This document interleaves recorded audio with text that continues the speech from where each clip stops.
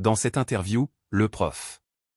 Robert Ducet, chef de la diplomatie togolaise, fait le bilan de l'année 2024.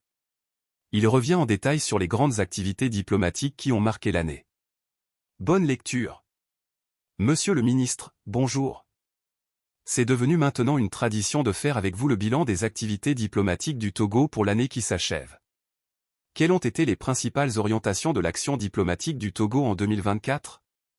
Robert Ducet, je vous remercie pour votre intérêt et l'attention particulière que vous accordez à la diplomatie togolaise, non seulement à ses réussites mais aussi à ses défis. Sur le plan géopolitique mondial, 2024 se présente comme une année difficile marquée par la persistance de plusieurs foyers de tension, d'instabilité politique et sécuritaire dans nombre de pays ainsi que des incertitudes sur l'avenir du multilatéralisme.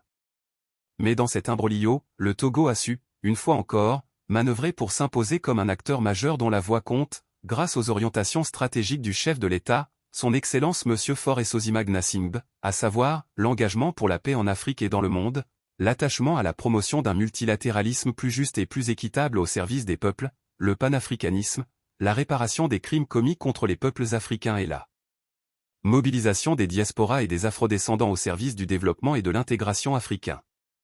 Justement, monsieur le ministre, le Togo s'est fait un nom en matière de médiation.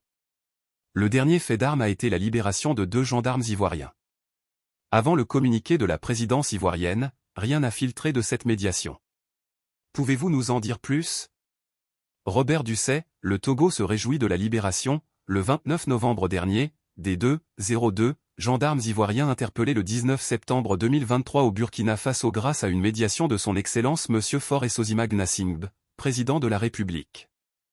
La libération traduit le triomphe des vertus du dialogue et de la négociation dans un contexte régional de fortes perturbations et de défis multiformes.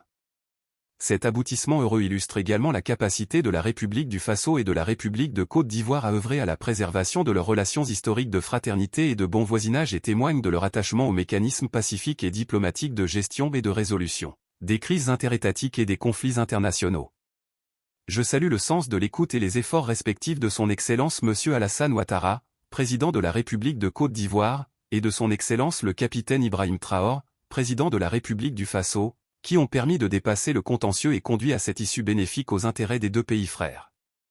C'est toujours mu par son engagement pour la paix que le Togo a lancé, le 28 novembre dernier.